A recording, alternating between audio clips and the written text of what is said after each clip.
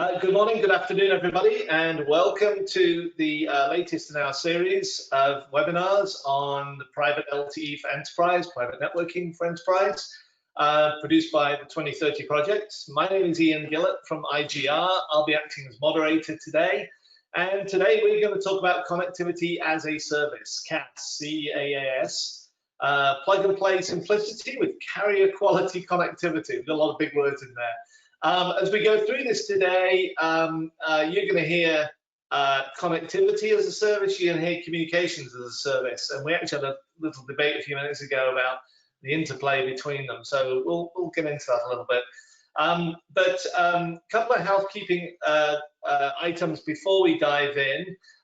We do have 4 speakers today, and you can see their video there. They're all sitting there patiently. We're going to kind of split up the agenda a little bit, so everybody talks for a few minutes, then we move on to different topics and keep it moving around a little. We are recording today's webinar. This is being recorded. The webinar will be available after the fact. We'll send you an email with the details. We'll also take questions today. If you just use the questions tab on the GoToWebinar control panel there, just type them in. We'll either address them as we go through the presentations or at the end we'll have some time as well. Okay. So what I'm going to do very quickly, I'm just going to set the scene here with a couple of different slides. So firstly, as I said, my name is Iain Gillott from IGR. This is the 4th webinar we've done in this series. We'll send you details of the recordings for the others, for those of you who have not been attending them. I know a lot of you have been on each one, and we've talked about the different aspects of the enterprise LTE network, building it, the applications and services, and then the migration to 5G.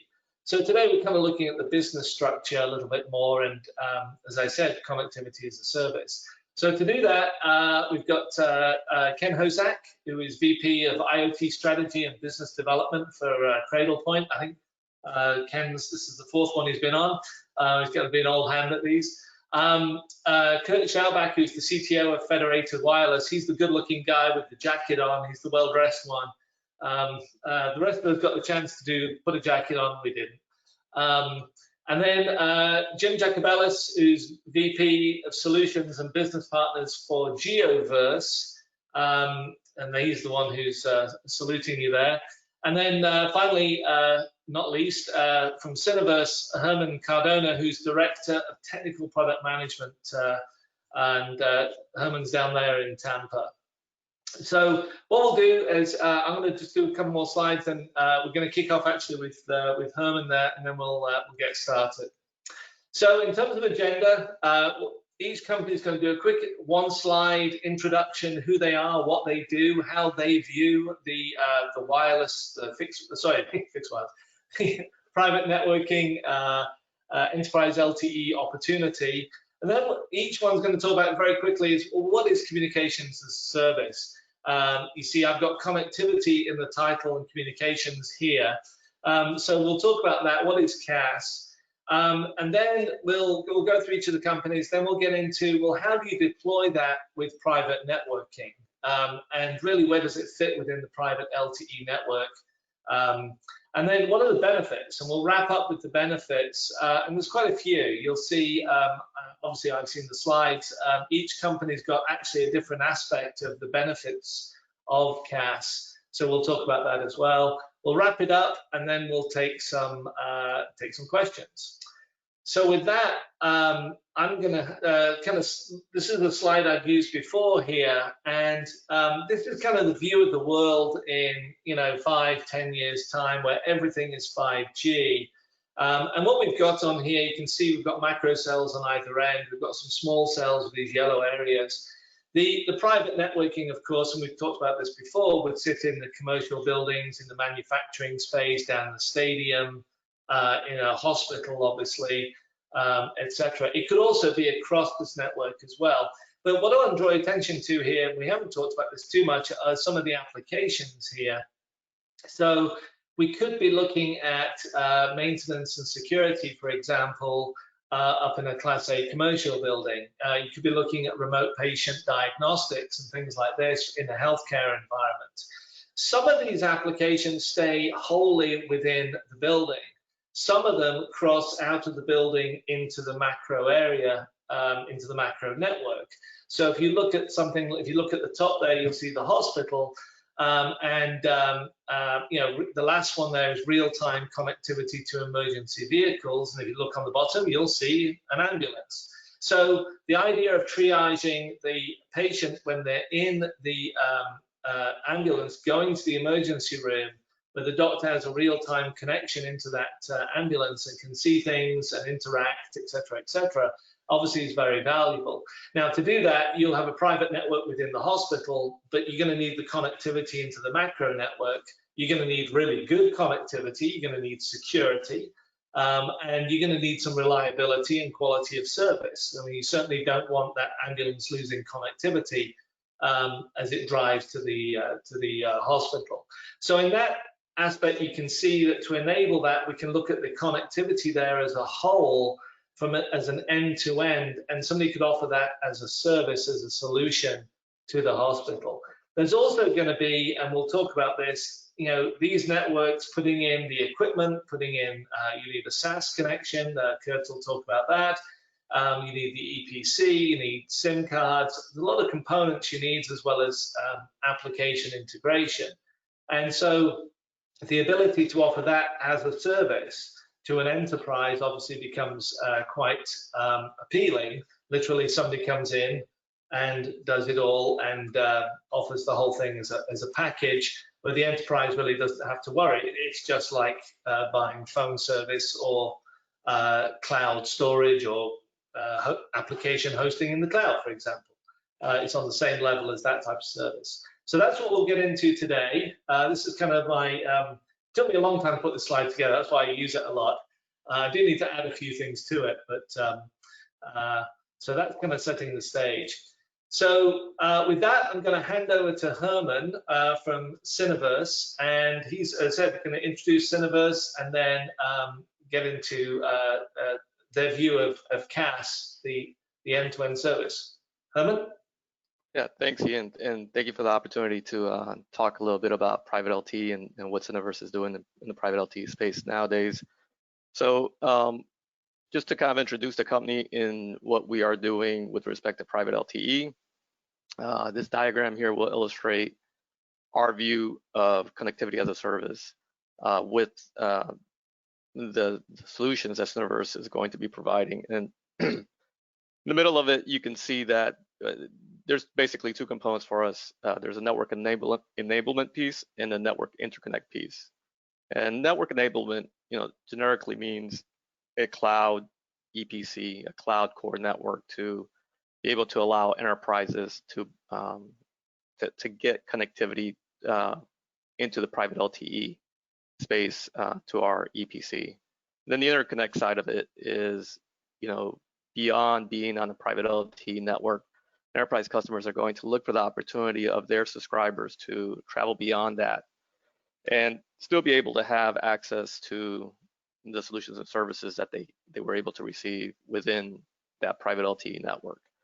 So, in order to enable those pieces of it, our solution brings about the security, performance, and interconnectivity piece that that kind of brings it all as a service, signifying that the complexities of this network, of the private LTE network, and the connectivity to other networks, is managed by Cineverse and provided as a cloud service. So on the next slide here, I think we can move on, Ian.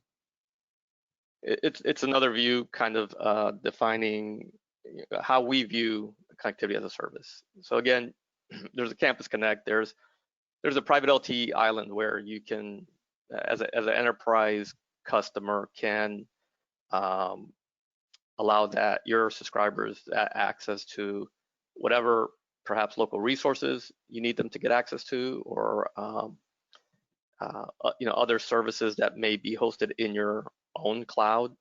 But again, as I said earlier, one of the important things here is having that connectivity extend beyond that campus, and being able to have that device, whatever type of device it may be a user's a handset, maybe an IoT device that travels, that has mobility and would need access within a metro area.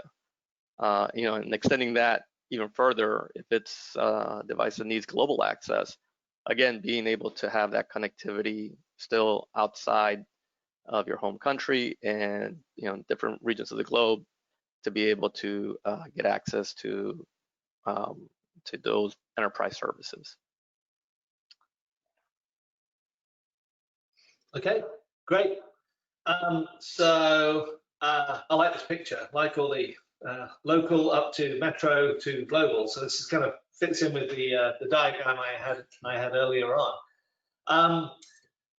So Jim, I'll hand over to you from Geoverse, and your pretty slide is building here. So who are you, what do you do, and then how do you view the whole connectivity as a service opportunity? Okay, thanks, Ian. Before I get into that, I think a little background on Geoverse might be in order. So as you can see here, Geoverse is actually a wholly owned subsidiary of a publicly traded company called ATN International.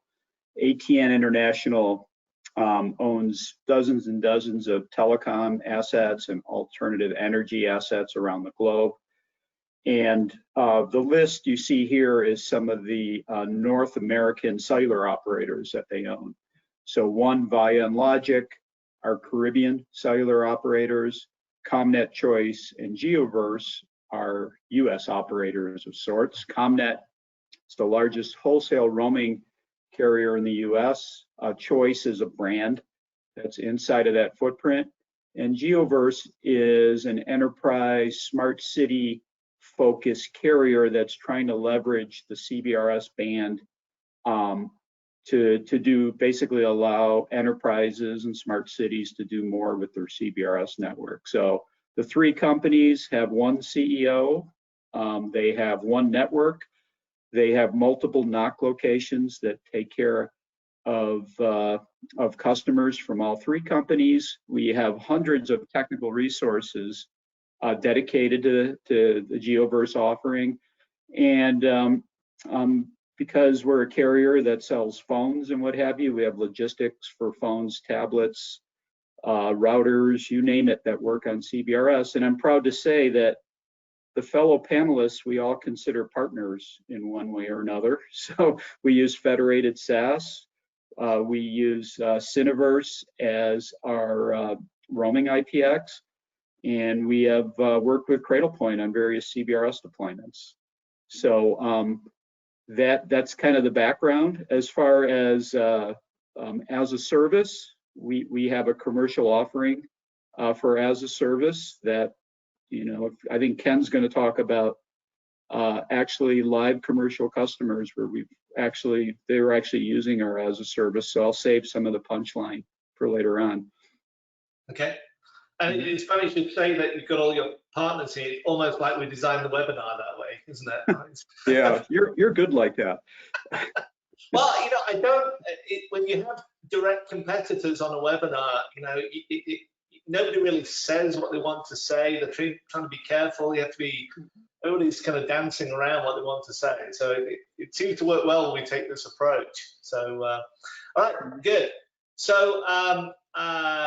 Next up, I'm going to hand over to Kurt Schaubach from Federated. He's the guy with the jacket on. And so, Kurt, who are you? What does Federated do? And then how do you fit in with the connectivity as a service approach? Great, thanks, Ian. Pleasure to be with my fellow panelists as well. Like you said, we're all partners, collaborators in the ecosystem today. Federated develops technologies that enable spectrum sharing. And our company has been really at the heart of creating access to a new band. Hopefully many of the folks on the webinar today are familiar with it, the CBRS band, Citizens Broadband Radio Service, which is 150 megahertz of mid-band spectrum that is really ideally suited for private wireless networks, for connectivity as a service. In fact, a term that we really coined a few months ago. We have been, as I said, at the center of the CBRS ecosystem. We provide the technologies that enable access, what we call the spectrum controller, that we have a dominant market share. We also have a nationwide ESC network that is used to ensure protection of the very important US Navy incumbent that operates in the band. And we work with our customers on things like visualization tools, other tools to analyze and manage access to the band. What is really, I think, unique and distinct about CBRS, and what creates a tremendous opportunity for CBRS, with connectivity as a service or communications as a service, is these sort of unique attributes of CBRS, in that it is software managed, it is predictable, high quality spectrum, and it is based on a massive 4G and future 5G ecosystem. So arguably today, CBRS is the largest 4G ecosystem in existence.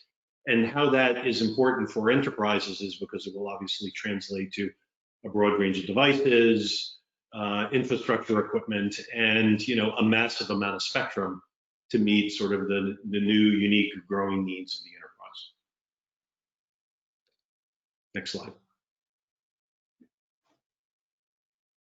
Great. So, as we talk about connectivity as a service, and I'm sure we're going to drill down into this more as we go through the webinar, we really look at sort of 3 key application areas that we're seeing the most adoption or the most interest today. In areas like industrial automation, where very secure and reliable communications are needed. Similarly, the ability to do critical communications, voice and data communications, maybe over large campus environments, or within a factory or a manufacturing facility, and things directly related to safety and security, things like security cameras, image recognition, and today in our sort of environment where we're dealing with COVID and really very concerned about workplace safety, we have seen sort of continued interest and even acceleration of investment around things like automation in the workplace, but also IoT related applications like robotics, temperature monitoring, things that can ensure a very safe workplace as we begin to transition back to in-person work as opposed to our work from home environment. Okay, great, good, thank you. And as a reminder for everybody, if you do have questions, we've had a couple come in already, which we'll get to, but if you do have questions, just use the questions tab there on the go to webinar control panel, and we'll either address them as we go through or when we get to the end. All right, so Ken from Cradlepoint, same question, who are you, what do you guys do, and then connectivity as a service. Thanks, Ian. So Cradlepoint is the worldwide leader in helping enterprises use wireless mobile networks as an enterprise WAN, as an internet connection. I've been with the company nearly 11 years, and we have customer segments that include fixed locations. So these are branch offices or retail stores or fast food restaurants. We have a segment of mobile locations, and these can be vehicles or vessels or temporary locations. And then a segment that we call IoT machines, and that's kind of the catch-all that covers kiosks, digital signage, smart city applications, things like that. And we serve a lot of distributed enterprises that are widely distributed across the nation. And this, this could be, 2,000 buses in a large metro area, or it could be 3,000 bank locations, or it could be 10,000 fast food restaurants, or 20,000 insurance offices, or 50,000 kiosks. But the point is, these are widely distributed enterprises that really find benefits in using wireless in conjunction with a wired network or by itself. What we're seeing with these larger enterprises is connectivity as a service is not a new concept. We have customers that, again, fast food restaurant with 10,000 locations. It's not their core competency. I don't want to invest in running my network. And so there are managed service providers that are out there that are happy to install your networks and operate them and remediate them. But what has changed, Ian, if you could go to the next slide, what has changed is the nature of the networks. And so in the old days, a network was simply, how do I protect my branch office? It's got 4 walls. How do I lock it down like a fort, put a firewall in there and protect that location. But what we're seeing is the nature of the enterprise and the edge is changing. It's something that we call the elastic edge. It's no longer just these fixed locations. You can see all of us are working from home. So, that's the edge of an enterprise network. How do you handle your executives working at home and treat it like your enterprise edge? How do you extend it to vehicles? How do you extend it to IoT devices that are out in the wild? And so it's important to understand that connectivity as a service, even though it's been around for a while, the nature of the networks that we're addressing is completely different. So moving into private LTE, what we're seeing is a lot of the use cases that we serve nationwide, we're seeing a lot of the same use cases with private LTE. The one difference is instead of being spread across the nation, we're finding them concentrated at a single location, a single large location, such as a shipping port or an airport or a stadium or an amusement park or a smart city, oil and gas refinery, college campus, enterprise campus. But these are, when you have 20,000 small insurance offices, it's more efficient to just leverage the public networks. But when you have these large locations, that's where it makes sense to invest in private networks that you can leverage for all of these use cases that would be at that location. So I'll turn it back to you, Ian. Okay, great. So we've had a question come in actually, which I think I'm going to let you know what it is in a second. But as we go through the next discussion of, well, how do you deploy this, and then what are the benefits? I think we could kind of work this in as almost like a use case, as a real life example. So I'll read the question to you. It's a good one. My K-12 customers are desperately trying to find ways to connect students without internet at home. Can the solution help with that? If so, what exactly does the solution look like? And actually, as for some examples, which we can deal with later on. So as we go through the next thing is, how would this apply? Let's take the education vertical there as an example. And then, so how would this be deployed? Where would the school sit if it had a private network? Students obviously at home. How would that connectivity work? So Herman, I'll go back to you. And so how do we build this? And then what are the benefits? Okay. Sure. All right. So just a real general level, the enablement piece for the enterprise would be to allow connectivity from the private LTE access points into their campus, and that would pretty much create this private LTE RAN solution. However, with the connectivity as a service, one of the biggest values there is that that RAN would be connected to a cloud-based EPC. So the complexity of running the private LTE network and deploying it, running it, supporting it would be managed as a service, and would take away that complexity from the enterprise. A couple of other points to call out there are the capability to provide local breakout. So maybe perhaps with the student or the education use case, there's a need for devices that are within that campus to get access to services that are right there on that campus. So with providing the functionality of local breakout, the traffic from that device on that campus would be able to access any applications or services that are right there within that that school or educational campus. Another piece to really bring it all together is enabling the subscriber's device to get access to this private LTE network. So with the connectivity as a service, there is a capability to provision subscribers to be able to get access onto the network and also deactivate them from the network. So that's brought about by providing SIM cards that are part of the overall solution, and then the controls to the enterprise to be able to allow those subscribers access or deny them access as necessary.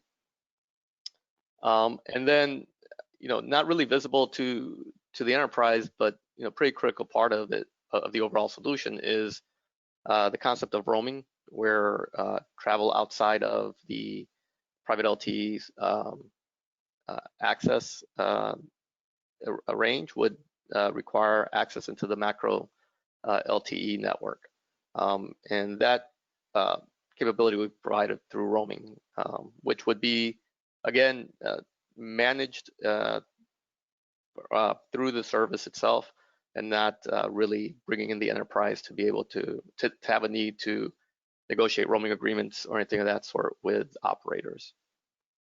Right. So, so just taking the education vertical there is an example here where you've got private LTE RAN there in the top left. That would be the school, right?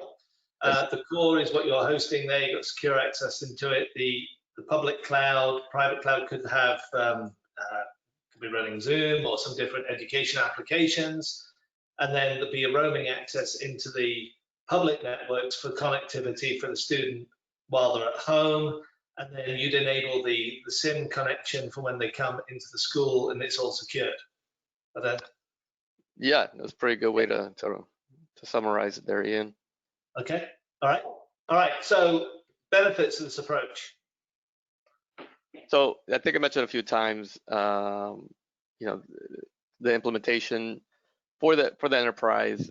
It's important to have that simplicity delivered through the solution. It is cloud-based solution with carrier scale. So what does that mean? That means that the cloud-based solution has the capability to provide quality of service, has full redundancy to support uptime, high SLA uptime, and then a couple of things that I didn't cover was the security piece of it. So we find that security is a critical part of this as well.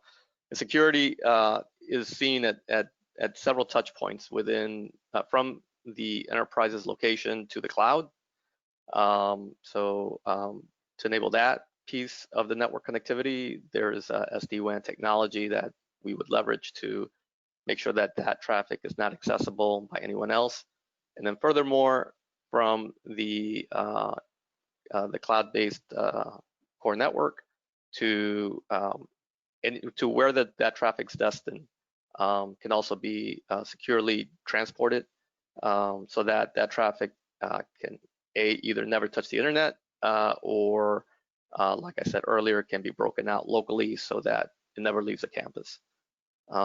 Then some of the other benefits here I think were touched upon, which were the added coverage where there is no coverage, and private LTE solution can deliver that value. And along with the carrier grade component of it, we could offer low latency as well by its design. Okay, great. Okay, so Jim, I think you got a few more. No, let's finish building. So from your perspective then, how do we glue all this together? How do you deploy it? And then the benefits as well. And again, if you want to put it in an education context here or something similar, that'd be great.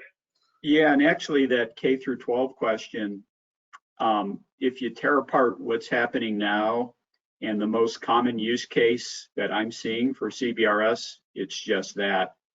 And as background, Geoverse and the sister companies have been busy deploying what we call student broadband, and so part of that student broadband initiative is taking advantage of the CBRS spectrum.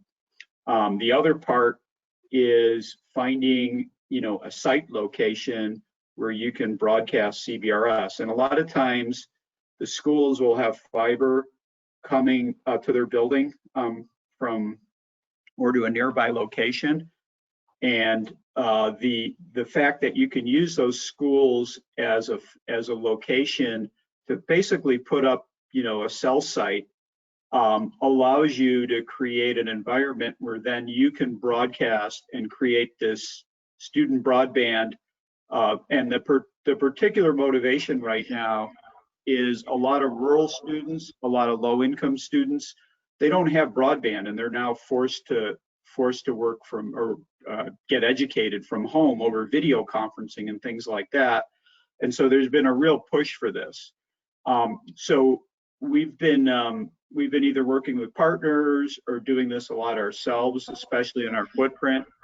Our footprint includes the Navajo Nation, so we've been doing this to the Navajo Nation, who's probably the extreme as far as lack of broadband connectivity and being affected by COVID. And then we've been offering this as a service. There's also some state funding and some funding from the CARES Act, which actually, in our case, pays for a lot of the devices that the student has.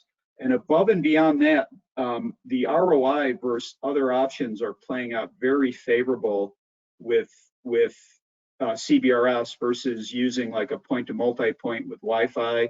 So you simply either have to hand the student a MiFi device, or perhaps put a router nearby to accommodate various scenarios, and you have a student broadband network that's also set up for mobility.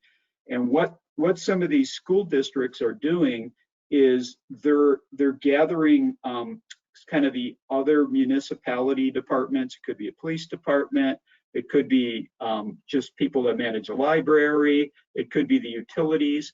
And this CBRS network is setting the foundation for a smart city network. And so being able to offer kind of the core, the SIM cards, and the devices themselves is where the need is right now. And a lot of these schools are trying to do something before the fall semester starts, because the new normal is going to be, there's going to be a lot of education from home. So this is one of the hottest topics going right now in CBRS. So I might have got off subject, but we're doing it as a service, and we're also taking advantage of some of the subsidy money that's out there. Unfortunately, E-rate funding doesn't apply to this at the moment, but that could change as well. Mm-hmm. And benefits? Yeah, so student broadband obviously is one use case, and you call this 2030 webinar connectivity as a service. We actually have an offering called network as a service, so I just point that out. But in essence, it's connectivity as a service. And GeoVerse works a lot with partners, directly with school districts, directly with enterprises. And scenarios vary depending on, somebody wants to use this sort of RAN, that sort of RAN. We're kind of set up to accommodate multiple scenarios. But the core of what makes us different is we're offering a carrier network with carrier SIMs or IMSIs that allow you to do more with CBRS in this connectivity as a service or network as a service. So instead of having to go and try and do everything yourself with a shared resource, we're opening up our carrier resources so that when you deploy a private LTE network, it can enable a lot of carrier services. It can include VoLTE with emergency services, or taking advantage of our reciprocal roaming agreements to have very favorable roaming, so you can do a public-private thing. And then we'll fully manage the thing, or one of our partners will fully manage a thing. If an enterprise wants to own it and do a lot themselves, we'll kind of operate in the background as a technical support or a NOC. And we'll even make accommodations to have this 5G ready, and we'll build in cost control. So if you want to guarantee something 10 years from now, at a certain price point, we'll provide that as part of our as a service offering. Okay, great. So Kurt, how do you deploy it, and then benefits? And again, we can bring in some K through 12 here, or obviously that also applies to the enterprise market as a whole as well, right? Sure, it does, Ian. And I think your example is a great one. It's worth unpacking a little bit more. I think there's been this long-standing interest, desire, will to go provide connectivity solutions, like, connecting the unconnected as part of a a school district, the challenge has been that there have been real barriers to adoption. One barrier has been spectrum.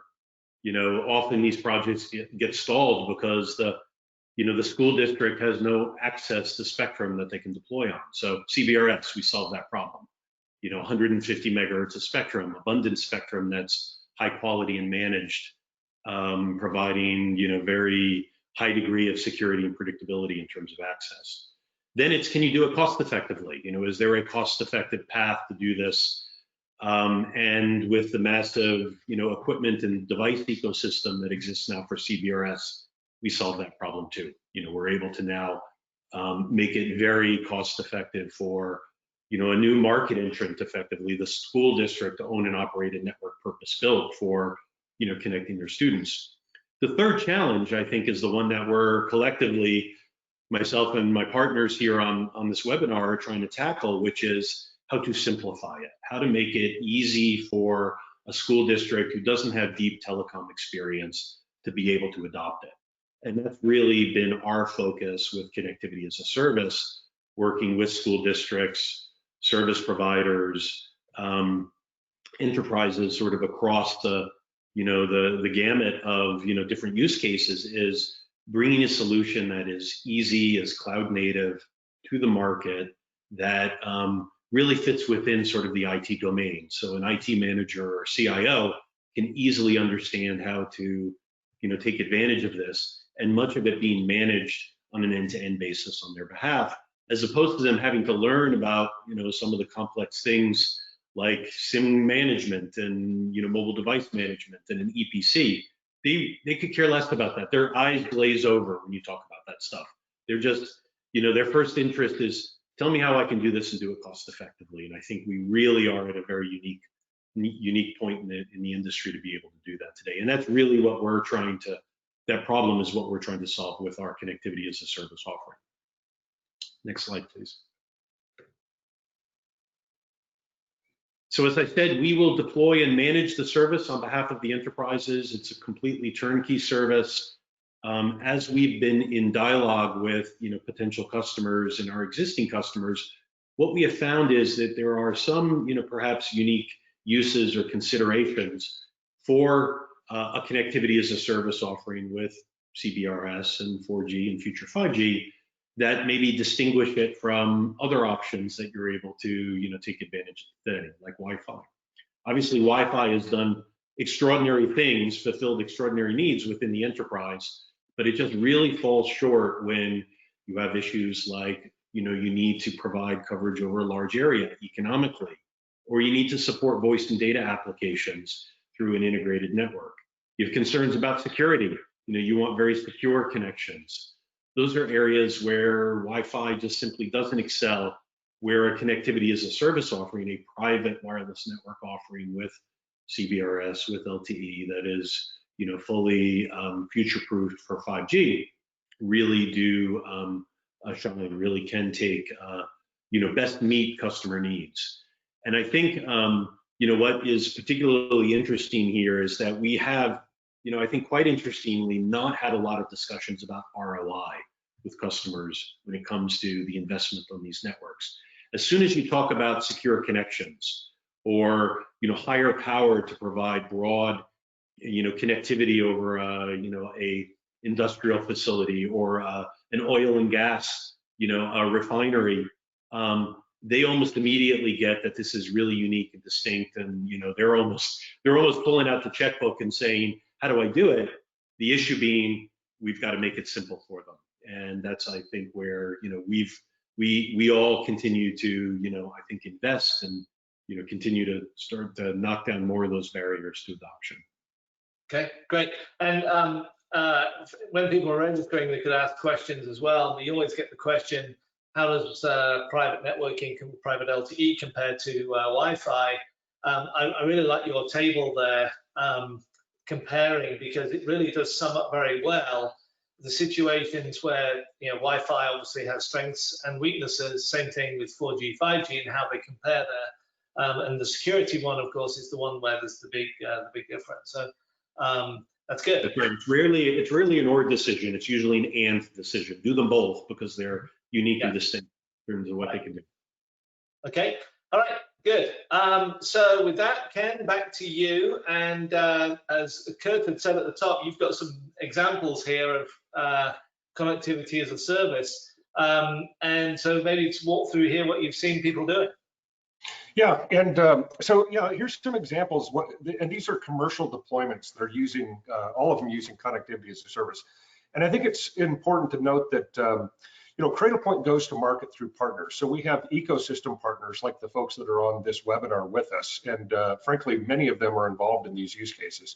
And then we have channel partners or managed service providers that that can set this up and operate the whole thing. One thing I will say about all of our solutions on this webinar is all of them are sold as a service. So Cradlepoint solution is sold as a service. Cineverse, Geoverse, Federated. But what we have are system integrators and managed service providers that can pull all this together and essentially manage the network on behalf of an end customer for a monthly fee and kind of piece this all together. So the first case is with Dallas Area Rapid Transit. The infrastructure partner there is Ericsson, but Landmark Dividend is the managed service provider, and they basically go and light up the transit stations, and then they're able to use a private LTE network in those transit stations for things like kiosks and other applications. The middle one, JMA Wireless, is providing the infrastructure, and the managed service provider is ANS. This is one where everybody on the call is involved. And so this is the American Dream complex in New Jersey. It's where the Meadowlands Sports Complex is. So you have MetLife Stadium, the American Dream. They don't want to call it a mall because it's much more than a mall. So it's a retail and entertainment complex. But the parking lots in between have large digital signage for traffic management. And it's a Cradlepoint router with a Geoverse SIM in there. It's nice because if the network were to go down, we have the ability to roam with the partnership with Cineverse to be able to go to a public network.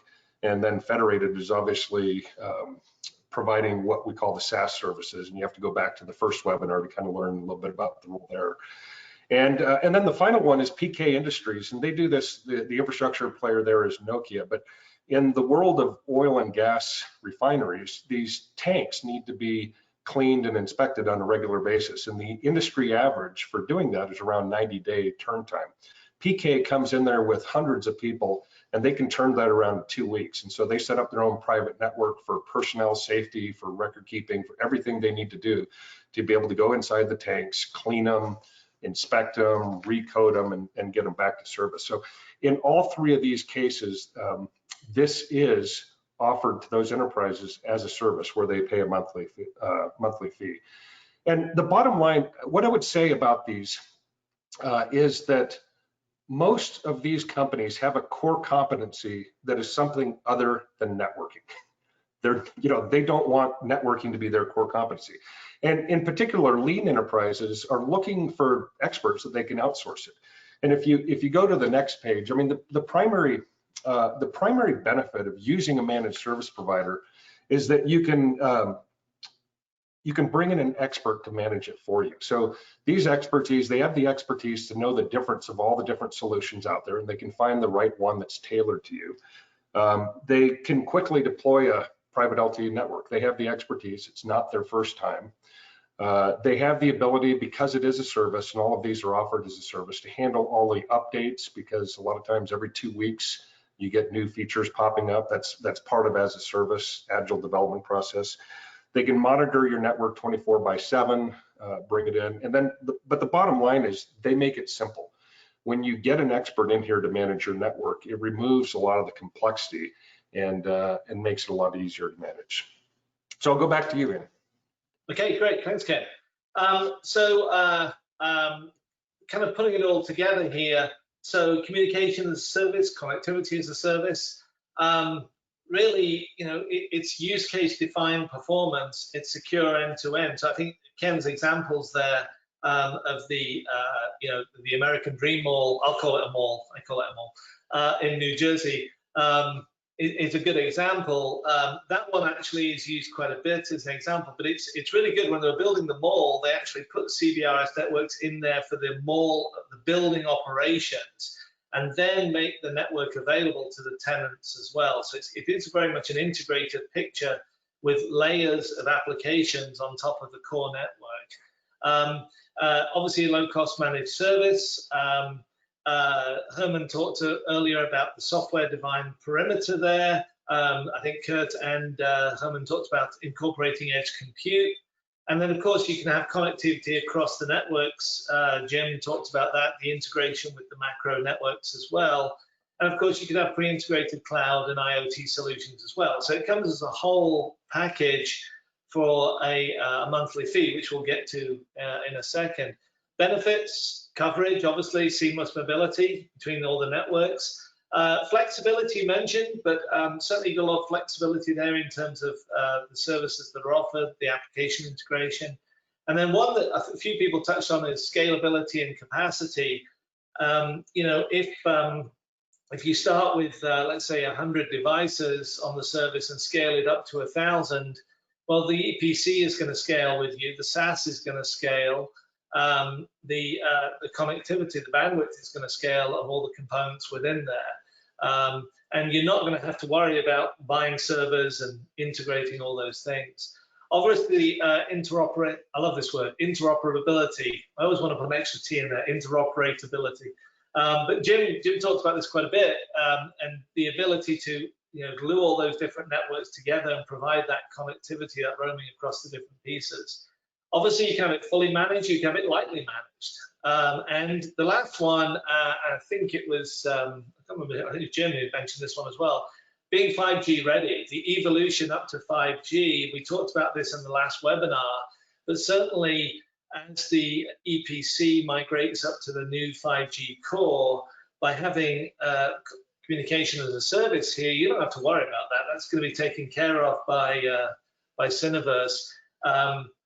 Kurt and the folks at Federated are going to worry about what's required on the SaaS as it migrates up to 5G without having the enterprise having to be concerned about that. So with that, we've got time for some questions, and we've got quite a few. If there are any more questions, just use the GoToWebinar control tab there. Sorry, GoToWebinar control panel. There's a questions tab there, and we can start in. But we've got a good one here. I'm going to start with this one actually, and maybe with this one we'll do Herman, Kurt, Jim, Ken, if you remember that order. So Herman, you're up first on this one. And I think that each of you is going to have a different view on this, a different answer of which pieces of this you would impact. Are there ways to set up CBRS user devices or routers to restrict usage to specified MACs? I asked as a K through 12 ISD, we've got a couple of K through 12 questions today, has stated that they are funded to provide CBRS network. However, the connection must only connect assets issued to students. So the student's got to be enrolled with a Chrome OS device in this case.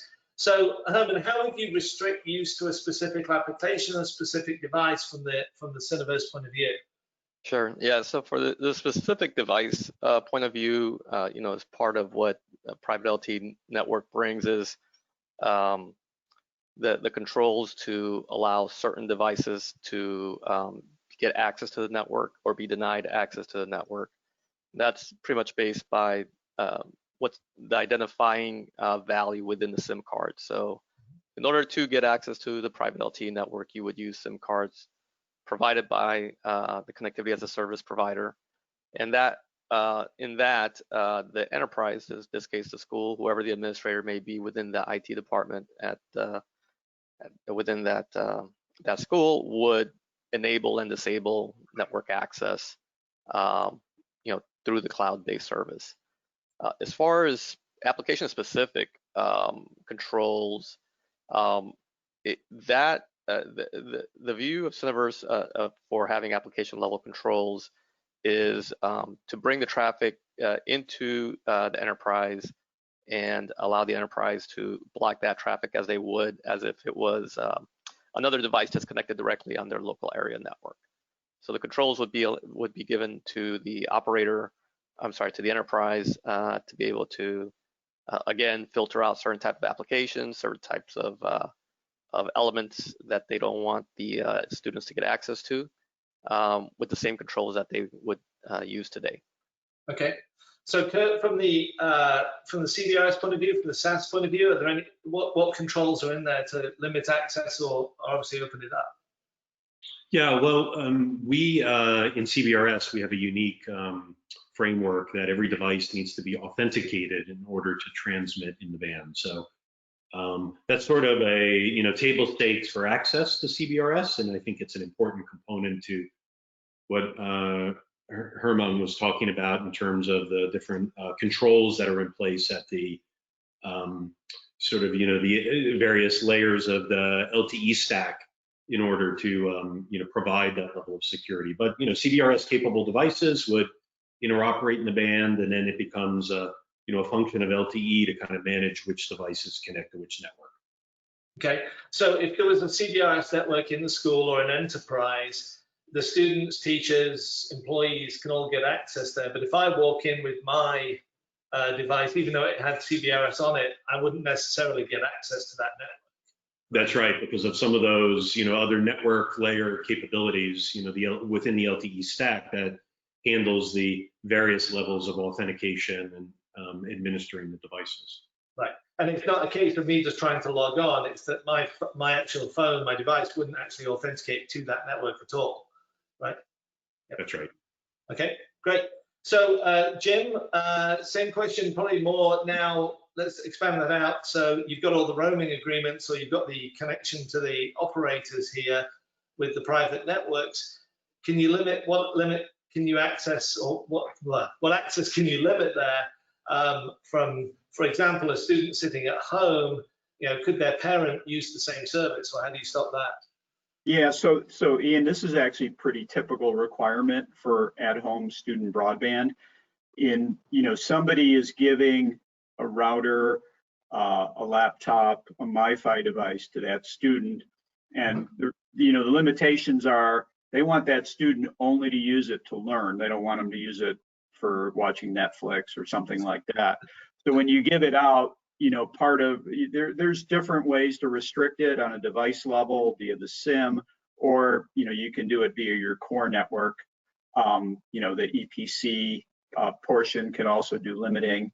And so I think that's where the question was referring to, is how do you create an environment where the student can only use it for school stuff and not other things? And it gets back to the basics of where authentication happens in an LTE network, and you can look at it from a device, aka the SIM, or from a core perspective, and that's how you limit it. Okay. Ken, the question actually started out talking about routers and devices. So any component here for you? Well, yeah. So, again, we connect to the network with a SIM. So you put a SIM in the Cradlepoint router, and then we're authenticated to the network. But what we do that's unique is our router is an enterprise grade solution with all of the security and the networking to be able to handle this. So when you have devices that are attached to a Cradlepoint router via Wi-Fi or Ethernet, these could be student laptops, etc. We have the ability to do MAC authentication, whitelist, blacklist. We have the ability to do intrusion prevention, intrusion detection to make sure that they don't get viruses. We have the ability to do URL filtering so that, we're on school buses everywhere. The students can't visit sites that they shouldn't be allowed to do. So I think that's really our networking solution is really where you get into the nitty gritty of what applications are allowed, what are the application specific policies, what devices are attached, and it's all cloud managed. So the managed service provider or the school district is setting these policies in the cloud, and then that's all being propagated out to the endpoints. Okay, all right, we've got time for just a couple more questions here. Probably a quick one on this. Are the carriers such as Verizon and AT&T ready to connect to CBRS private networks and provide commission revenue for roaming airtime that passes through the network back to them? So there's probably two parts to that question. So firstly, are those, are AT&T, Verizon, T-Mobile, etc., US Cellular, do you see connections yet to private networks? And are those business relationships, starting to be put in place? Anybody want to take that one? Yeah, I would say if you take that carrier and Google it with private LTE, you might be surprised at what you come up with. So I think the carriers are looking to possibly use CBRS to boost their bandwidth for 5G, but they're also, these carriers might be managed service providers as well. using some of the components that are on here in the webinar. So I would not be surprised to see some of the carriers come in as managed service providers with CBRS spectrum for enterprises, because they're serving enterprise customers. Okay. Jim? Yeah, so I look, the carriers definitely plan on using CBRS in a variety of ways. Right now, they're using it to basically offload where there's heavy traffic right now.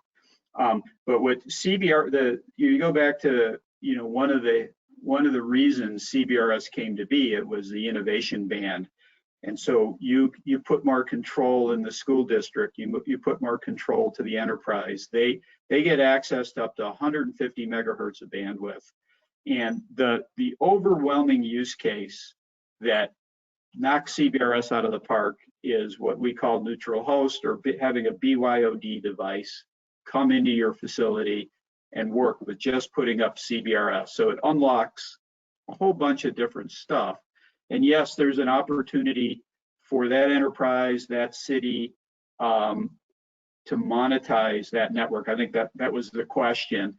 But you need to have a man in the middle who has those interconnect relationships with the carriers, so that their CBRS network can actually allow that to do that. Because it's very clear that an operator is not going to deal in the overwhelming majority of cases directly with an enterprise, directly with a city, that sort of thing. They want to go through a third party. Okay, great. So one of the questions, I'll end with this one, and we've got a few more we didn't get through today. I'll make sure you get answers to those. We can email you separately.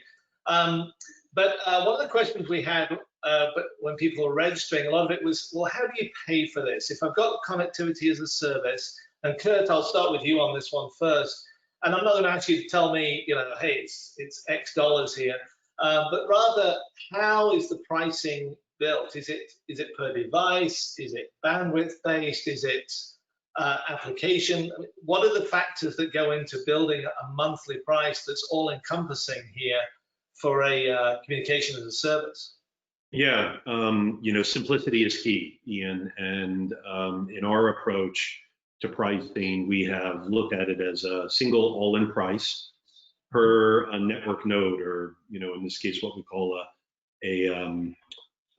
something similar to an access point, a CBSD in CBRS terminology. So if your facility requires, a certain number of network nodes for full coverage, we charge, on a per month basis per node for all of the services that we provide on an end-to-end basis. And that is, again, the key here is to make something very simple and easy for the enterprise, to take hold of. Okay, so the bigger facility I have, the more buildings I have, the more nodes I need, it just scales up that way. Pretty simple. That's right. Yep. And similar to any service, as a service-like model where it's subscription-based and the infrastructure and all those other things are included in that single price. Right. So Herman, from a global secure access, global SIM, you got the hosted EPC. How are those priced? Is it volume based or? Yeah, so I mean, it would be a slightly different view where for the private LTE core network service, it would be based per subscriber. So very similar, to per device, but just kind of giving a little bit more granularity on the scale. And then, yeah, additional services such as the interconnect piece of it would be volume-based services. Okay, and then Jim, you've got a lot of connectivity here. How do you price the connections to different operators? Yeah, so the connection to different operators is kind of like a basic functionality of what we do. However, when you go off network, we have a roaming data bundle, just like any other carrier would do. But our core offering is basically you get a 1, 3, 5, or even 10 years worth of service, and then depending on how many devices you have, there's a SIM cost. So it's pretty simple. And we base it also on the number of radio nodes. So If it's 1,000 radio nodes, it'll be a different price than if it was 10 radio nodes and that sort of thing. Okay, and then Ken, I think it's pretty easy answer for you, right? You've got a box. Yeah, no, absolutely. But it is, it is a subscription. And so it really is the number of routers. And again, the SIM goes in the router, so it correlates with the routers. But, if you're managed service providers that are deploying these networks and making it simple, there are going to be elements that are driven by the number of small cells, the number of CBSDs, and then there are elements of the components that are driven by the number of endpoints. And that's what these managed service providers are doing. They're saying, all right, for this specific network, you're going to have this number of small cells, you're going to have this number of endpoints. Here's your monthly cost. Simple. Okay, great. Well, gentlemen, Herman, Kurt gets the award for the best dressed with the jacket. I think he's the first person on any of these webinars with a jacket on, actually. Jim and Ken, I want to thank you all. I put this slide back up just as a quick reminder of what we talked about. Also, I've got the web links there for the different companies, and we'll send those out to you. There's been a lot of questions here about implementation and things like, so who do I talk to? So we can certainly direct you there. But as a reminder, we're recording today. We'll send out details on how to access the recording. If you do have any other questions, please feel free to contact us.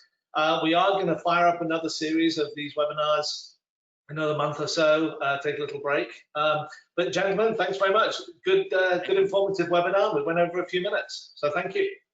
Thanks, Ian. Thank you. Yeah, appreciate it. Thanks, everyone.